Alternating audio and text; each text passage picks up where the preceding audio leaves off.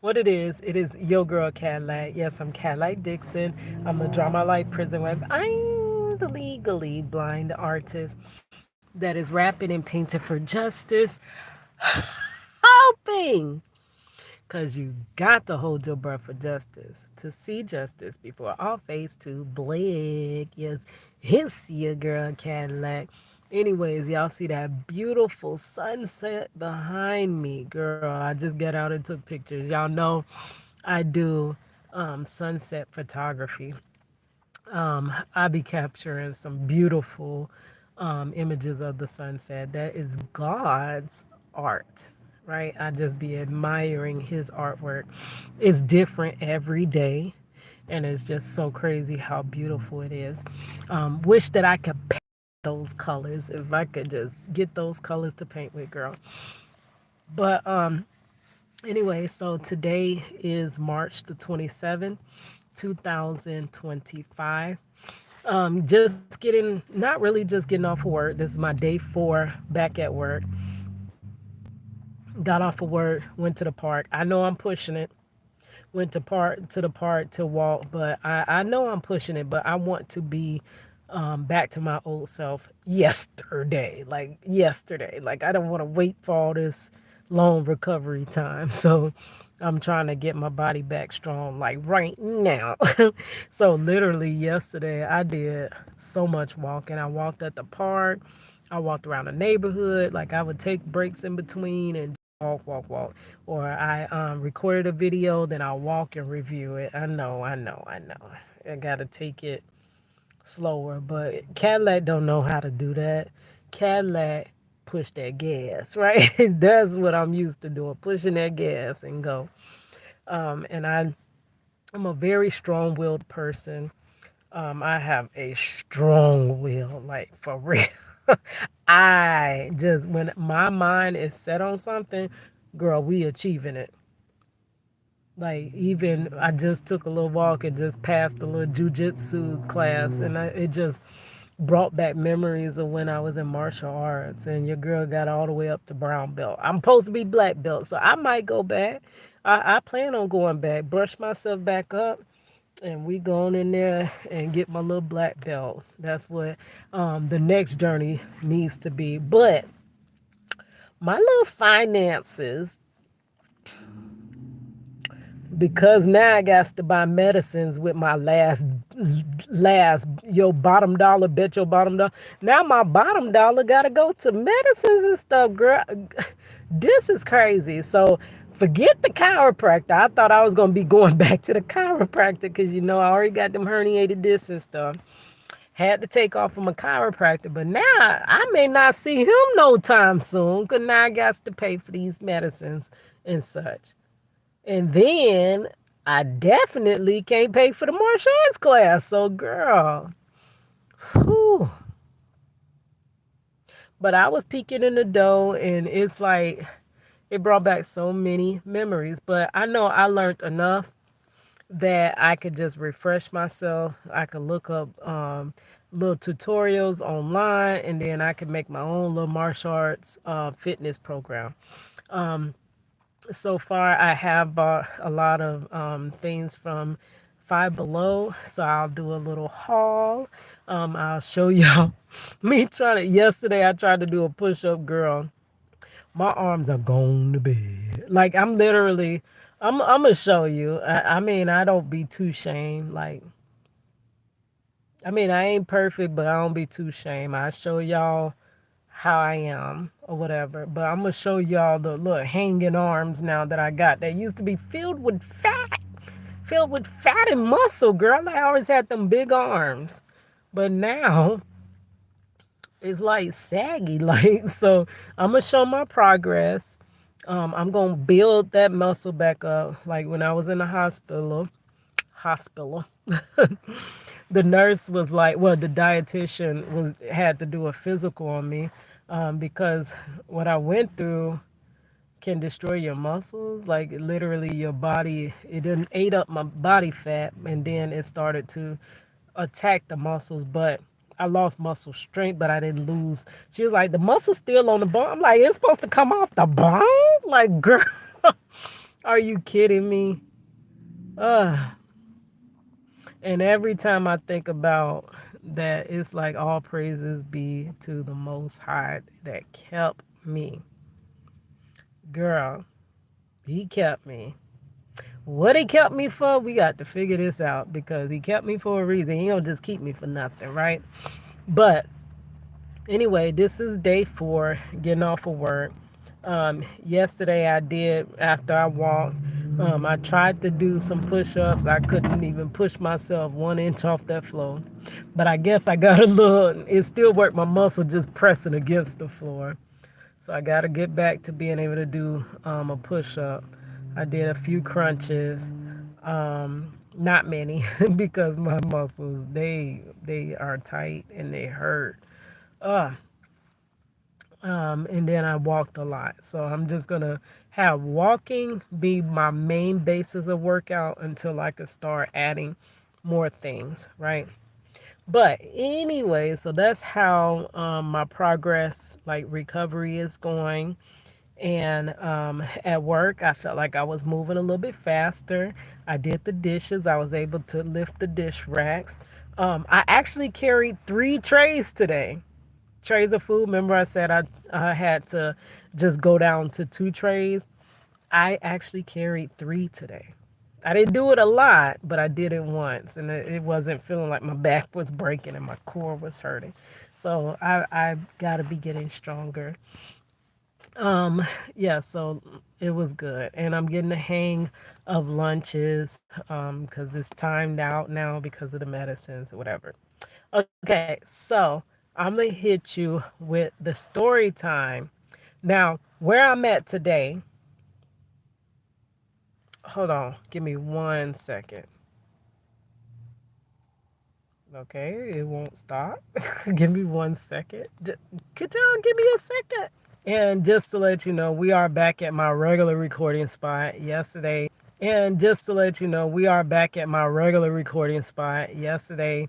Worked out a little bit, but it kind of still wasn't the best quality. This is where I get that good Wi-Fi and such. Y'all remember when I used to go to Walmart every day to feed their little, use their little Wi-Fi? Until now, they put all this other stuff because they want to track when you're up in their stuff. So I don't use their Wi-Fi no more. Girl, rhymed again, and I wasn't even trying. But yeah. So this is the story time of when I got out the hospital. Right. So today is the 27th. When did I get out the hospital? It's met. I think it's been 10 days, has it? No, no, no, no. I went in on the 17th.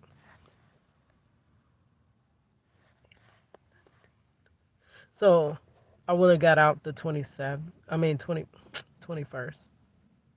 Right? I believe so. Right? No, that's wrong. That is wrong. I got out on the 17th. Okay, I got out on the 17th. So I went 4 days prior. So by the 18th, that's when it was all on me. So I was released. They were okay. I just to synopsize, I ended up going from pre-diabetic, diet control, weight controlled, to instantly being off the charts. A1C of 14, which y'all know that means we don't know how high that is, like ridiculously high. Um, Even from my previous doctor, he was like, "You don't get here overnight. So how did you do this? Like, what happened?" And he couldn't understand, but he knew right now we need to do something because this is very bad. Okay, they found out that I had ketoacidosis. I was in DKA when I went into the emergency room. Okay, so the only way to treat it is through insulin. Um, and I was released with insulin. So I have to see an endocrinologist. They are the only one that can see if, hey, do you truly need this insulin? Can we find out other ways to treat? Because previous to going into the hospital, I had a whole different treatment plan.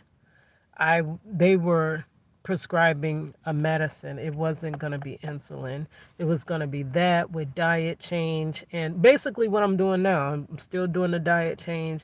I'm still doing the so it was all of that, but instead of insulin, it was going to be just once a week injection and it was another medicine added. That was the plan to get these sugars down, and then she can wean me off of the medicine if everything is going accordingly.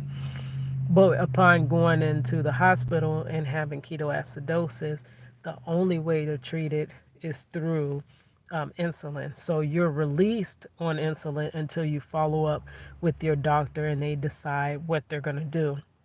Well, when I followed up, my doctor let me know that she doesn't like to mess with the insulin like that. So she's going to leave me on insulin until an endocrinologist can sufficiently check everything and then decide, do I really need the insulin like that? Right now, my sugars are doing so good, girl. I'm even wondering, do I need this stuff? And believing this is just the sickness that the stomach virus that threw me into this, um, and not really my real A1C being 14. Because when I Google what can give you a false A1C, um, those things came up: dehydration, and can give you a false A1C because it's too much sugar concentrated and not enough water to make it do what it do in your body, right? So, upon being released, the day I was going to get out, which I didn't even know I was going to get out because they kept saying, "Oh, you might get out of ICU today." Oh, no, you're not. So I just gave up. I was like, you know what? I'm just going to be here till I go home. So screw it. Don't even tell me I might go home again because I don't want to keep hearing that. So that's how I am. Like, even with my little husband, my husband's wrongfully incarcerated. And it used to be, oh, once this happens, he'll be able to come home. And once this happens, then he'll be able to come home. And I got to the point where I was like, ugh, like, whatever. If you don't come home, this is how it's going to be. I have to accept the way it is being with him through bars, right? That's the way I am. If I keep pushing towards something and it does not happen, I take that off the table. It's almost like, what was that? Ah, Hurricane, the movie Hurricane, where he basically just let everything go. He didn't want them to be able to hold nothing over his head. And once he let it all go, it didn't hurt him anymore, right? So once I let that go, the fact that he's wrongfully incarcerated, shouldn't even be in prison, and we got to get him home. Once I let the notion that he should be home go, I was able to deal with it a lot better, right? Doesn't make sense, but that's how I am.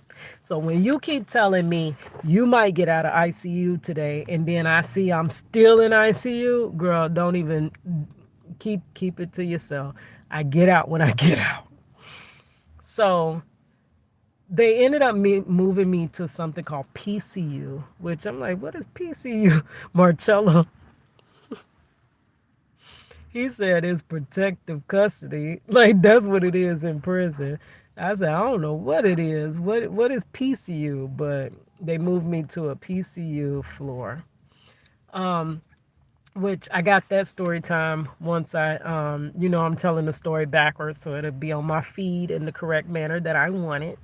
But when I tell the story of being in the hospital, my hospital stay, then I'll tell you more about that. But anyway, so they kept saying they might release me, but it was supposed to be in the morning. And I know when it becomes like later at night, they don't release you. They keep you the whole next day. So I had to see, I think I was supposed to see an endocrinologist before I left the hospital, but he never came in. They never came. Now I'm waiting on an appointment to see one, but they never came. So I didn't see them. I seen the dietitian, and then I was supposed to see. Oh, they were supposed to go over. They were gonna show me how to um, check my blood sugar myself and administer the insulin myself. They say they walk you through it, and so that they know how to um, care for yourself once you leave the hospital. What ended up happening is that my job has a healthcare, like a whole area, that like a whole doctor's office basically. They got their own pharmacy, and the pharmacy for the people that work at the theme park is actually cheaper. You can get your medicine significantly cheaper. Like before, I had blood pressure medicine, and when I went to the regular pharmacy, I used to pay a pretty penny for it, and I would have to break it down to get it 30 days at a time because it was more. But when I started using their pharmacy, it was significantly less, like one third. I would pay two-thirds less, basically. So I could pick up my whole 90-day supply. So that's a good benefit for the job. So when they start prescribing me all these different medicines because they started out on a different medicine, but then the hospital changed it to the insulin. They prescribed the thing to test your blood, the little prick things. They prescribed the strips, right? So my daughter had checked it one time before I went to the hospital, but after that, the hospital was checking it like seemed like 5 seconds they were checking it. Okay, so I had picked that up prior, but I hadn't really used it. So and I paid less for it, but it still was a lot for my pockets, girl, because I already got less in my pockets. So what they were trying to do was the insulin had got sent in, and you can't skip the insulin. So I needed to pick up the prescription, but I had to pick it up before this pharmacy closed because the pharmacy closes at 6 p.m. So it's not open late like the other ones. If I wanted to get that discounted price. So she was trying to rush my release because they probably would have tarried even more. But she was trying to rush my release so I can make it to the pharmacy. Because if I didn't make it on time, I was going to have to pay more, like 3 times more for my insulin, right? And it already hurt my pocket. So it's going to hurt my pocket 3 times more, hurt my pocket. And so that's what they were trying to do, rush the release. And they ended up releasing me without showing me how to do the things myself. So I was praying. And while I was in the hospital, oh my gosh, I remember when I had money because that's the only other hospital stay in my life, my entire life, is when I gave birth to my daughter in 2001. And then this ketoacidosis in 2025. So 24 years, I have never been in the hospital. Girl, never been there. So this was quite different. Going from being the healthiest one and caregiving to everybody to, girl. So they didn't get to show me anything. Oh, that's what I was about to say. The food has changed. The food when I had my daughter, they was like, "Oh, you hardly touched your plate." I'm like, "Cause that stuff nasty," but I couldn't tell them. They didn't even warm my food up. It was cold in the middle. It had like ice cubes, and it was hot food that was not hot. It was ice cold. Of course, I hardly touched it. Of course, I had people bring me in food, but I couldn't have people bring me in food this time because they were watching me. Like, you can't do that because it was basically the sugar is what had me in trouble. So of course you can't run me anything. Like my daughter had brought me moles, not moles. What's that? Chipotle, and I was gonna eat it, and then they was like, nope, you can't eat that. You can't even eat. Matter of fact, you can't eat nothing. What you can have tonight is some sugar-free Jello, is what they gave me. Two sugar-free Jellos and a little can of Shep's ginger ale. That was it. And I hadn't ate for over 24 hours. That's all they gave me. So this time the food was good. I am not gonna hold you. That food was so good and it kept me full. So they had came in and took my dinner order, but I was like, I might not be here because they're releasing me, but Jesus, please let them bring my dinner because they served dinner pretty early. Let them bring my dinner before I'm released. Because then at least I ain't got to worry about getting no food. And they already gave me my insulin. So that's what happened. They had already gave me my insulin, I already ate, and then I was released just in enough time to make it to the pharmacy. So I was good for that night. But when I woke up the next morning, I knew that I had to take control for myself. So that morning, I my daughter, she had did my insulin that night because I did have to take one more dose before I went to sleep. But I knew I had to start doing it myself. So I was like, I'm gonna get up early. I was off. I took a few extra days off because I knew I had to get myself in order to even be able to keep up with this and work, right? I knew that was gonna be hard. So I think about everything. I told y'all I'm an overthinker. So I'm like, I better get up early. I am going to Google like how to even use the little glucometer or whatever thing. So I Google it. I get up early. I know you got to eat at certain times. I got to get more of a schedule timed eating or whatever. And I have to take the insulin, but I have to take the insulin 30 minutes prior to eating. So I got up early enough and I'm Googling, and the tutorial is so like, even when I was in school, girl, the teacher would lose me right off bat. So I would just be daydreaming in class. I didn't learn by someone telling me. And especially if you're trying to be all high tech and you're trying to use these big words and you're trying to, baby, break it all the way down. Talk to me like I'm a child, because if you don't, that's how I learn.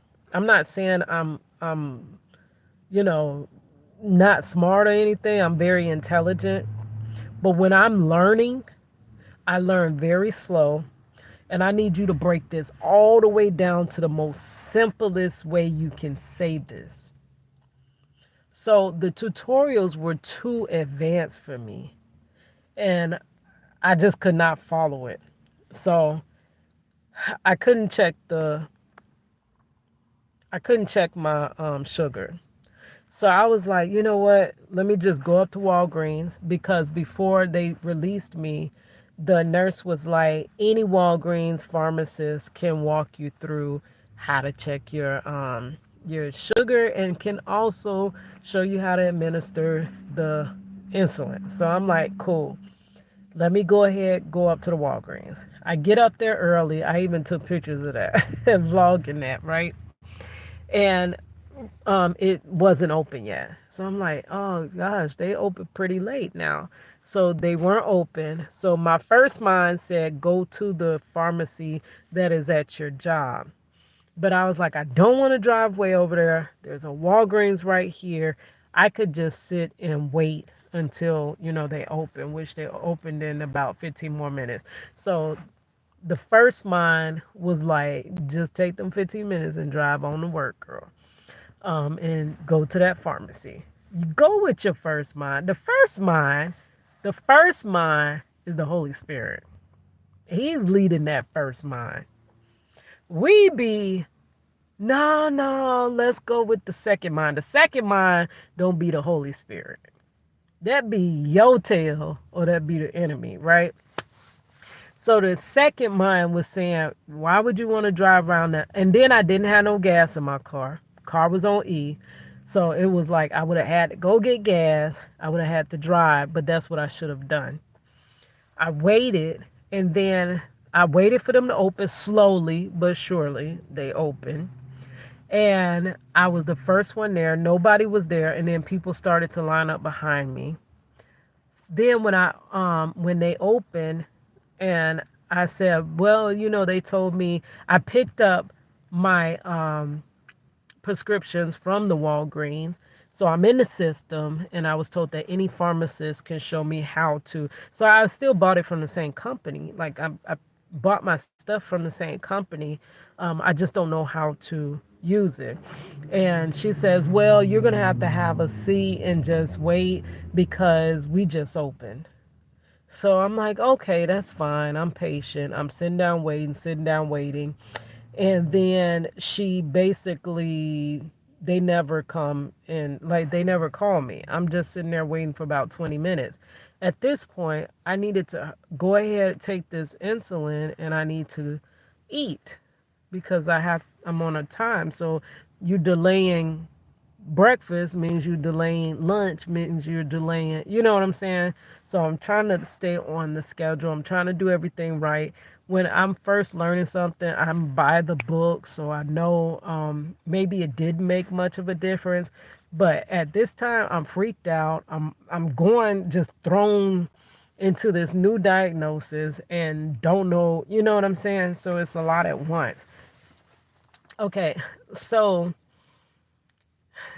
as I'm like, you know what? Let me just go get the gas, put a few dollars of gas, and I rode on to. I was headed to my pharmacy at the job. Okay, that's when one of the nurses at the hospital called, and it was so random. They called to check on me, and there's like, "How are you doing today?" And I'm like, "I am freaking out." Because I don't even know how to check the blood, and I know I have to take this insulin. So I don't even know how to do step one to do step two. So the lady is trying to walk me through it. She's like, I tell her that I'm down the street. She was like, well, maybe I could walk you through on the phone. So I pull over, and she's trying to walk me through it, and it's not, the little thing is not pricking my finger. It's like I would hear it click, but it never pricks the finger to be able to, get the little droplet of blood to test or whatever. So she I said I might need to actually see how to do it because it's not working like this. So I start heading on to the pharmacy, and she's like, just call me back if you have any more questions, whatever. And I'm like, I will do. So I'm nervous and frustrated and everything else. So I'm headed there, and then that's when it dawns on me. My daughter and my cousin, they work directly close to where I work. They're right next to each other. We're basically like almost the same company. We're two different companies, but under the same umbrella. So they're very close. So I'm like, you know what? My daughter did this last night. I could stop by her job and she could do it real quick or show me how to do it so I can at least get the first dose so I can eat it so I can go on about the day. So instead of going to the pharmacy, I went to my daughter. So my daughter's like, oh, your cousin is going to come down and he's going to do it. Because he's already diabetic. So he knew how to administer the injection and everything. Now, this is the kicker. He's fully blind, though. So he can't really just do it on me because he can't see it, but he knows enough of the steps to tell me how to do it. This was the craziest. So they let me in the building, the security. He came down there and he ended up doing he couldn't he kept trying to prick my finger, but it would not prick. So it was that I was doing it correctly. It just was not working. So he's like, I don't understand this. And then the second thing, they did not give me the needles for I have an insulin pen, which my cousin helped me with that too, because they were trying to prescribe me the old syringes, the regular syringe. And he was like, I don't think you're going to be able to do that because you're legally blind, so you have a little bit of vision, but you got to really see what you're doing to be doing that. He's fully blind and he has the little pen, and he's like, it clicks, so I you can tell how much insulin you're using, and you don't want to overdo the insulin. You don't want to make a mistake and thought you seen this and give yourself too much or too little. So he was like, I really don't think that syringe is good for her. That's what he kept going back and forth with the doctor. So they went with the pen. Now I'm thinking a pen, okay, everything is here. He's like, so where's the needles? I'm like, what needle? The needle that goes on the pen. How are you going to inject this? I'm like, I don't know. I thought you just click it and that's, so I didn't even know you need needles with the thing. So they gave me the day before when I picked it up before they closed, they gave me the insulin, but they did not give me the needles. So how am I going to take the insulin? So I'm like, why would they do that? That doesn't even make sense. And I can't check my blood. He's like, don't worry, of course he has all the supplies. So end up he had me upstairs where he was working at his cubicle, and he is trying to explain it as I'm in the background, like, and at them little call centers you can hear everything in the background. I'm like, no, no, no, no, no. Because my daughter, she sits right next to him, so she went on and did it. And I was just freaking out because he was walking her through how to do it, but he had the needle to be able to take the insulin. Ugh, it was so crazy. So I left, and I'm like, okay, at this point, I'm glad I came to this pharmacy because the pharmacy was right next door. Because I'm like, okay, why did y'all have me yesterday pick up this insulin and there was no needles? So the lady's like, you don't have no needles? I'm like, why would I? I don't even know I need needles. I said, I just found out that I don't know nothing about this. And she's like, oh, okay. Because most diabetics have needles, extra needles and stuff like that. And she said that the doctor put on there to please give needles. And she said, we don't just give needles, they have to prescribe it.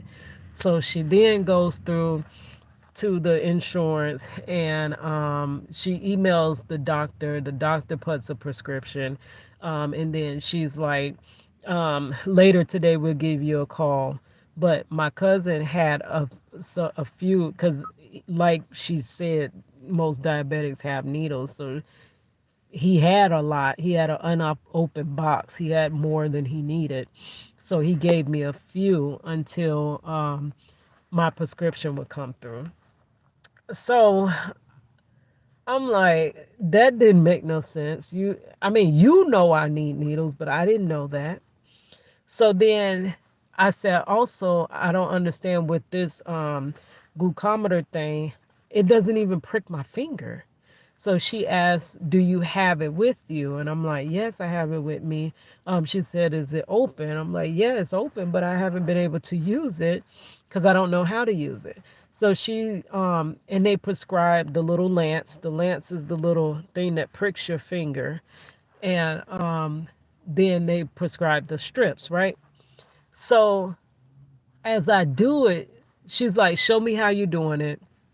I put the lance in, I put the top over it, I click it, and I said, see, it doesn't even touch my finger. And she's like, wait, what lance are you using?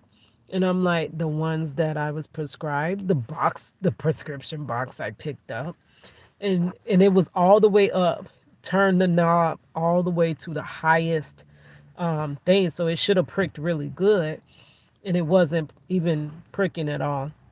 And she said, "Oh, that's because the lances are too short." I'm like, so why would they prescribe me this and prescribe short lances? And she's like, that these are more like for a kid or something like that. And she was like, did you open the box? I'm like, yeah, I opened the box.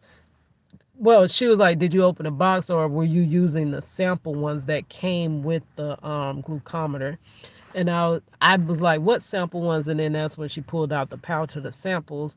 And of course, I was using the prescription box. So she was like, because it's already open, I can't take it back, but we could re-prescribe it, and you could just pay for that box as well. So that's what we had to do. And by that time, when they go back and forth through the insurance, I had went on and went home because it doesn't, they don't feel it just like that.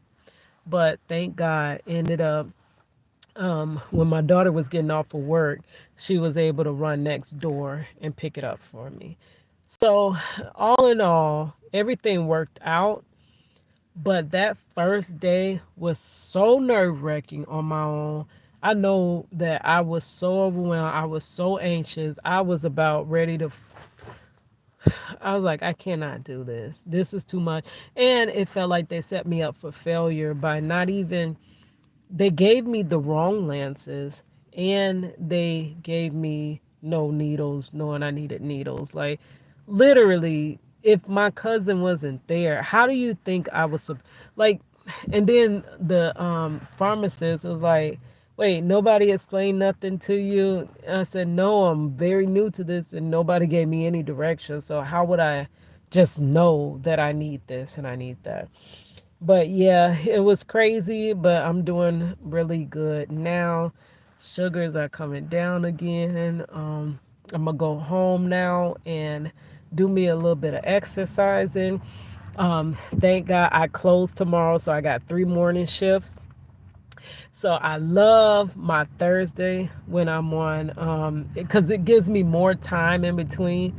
I don't get off of work and then have to wake up the next morning and go to work. I go to work in the evening. And for some reason, evening shifts go much faster, much, much faster. So your work day is faster, right? So I be riding out. Usually I stay up as late as I want to. Like, it's like a no curfew day because ain't no work in the morning. So I do want to, I keep saying I'm going to go home and finish this introverted rock star. I really need to finish it. So hopefully I got a little bit of energies and such to do my little exercises. Got to do that first. And then finish up introverted rock star. Maybe we'll listen to I've been listening to a lot of content about I've been closely following the Angie Stone case. So possibly we'll see what they talking about as I finish Introverted Rockstar. I do want to do a tribute painting to Miss Angie Stone. I really do want to do that. But I'm trying to learn. So previous, what I would have did, I don't care what project I'm working on. When I get a new idea for a new project, I gotta drop everything that I'm doing and I jump to the new thing, and I never finish the old thing.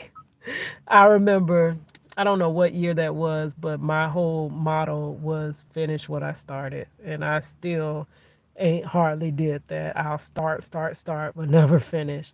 So I definitely, before I move on to the next project, Reach the World, have got to finish Introverted Rockstar. I haven't even finished. Do y'all remember I did dang, what is her name? Oh, the last few project Reached the World. I ain't even finished. I did not finish.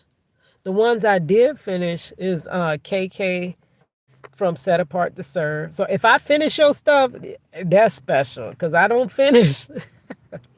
And I finished Danny Collins. I finished his. There's a couple of other ones, a lot of other ones, majority other ones I did not finish. I even get to almost finish and then won't finish. But yeah, thank you guys for rolling with your girl. We are on this journey together, journey to friend my little husband, journey to health, and journey to art and creating, right? And serving my purpose that God saved me here for, right? All right, hiss your girl Cadillac.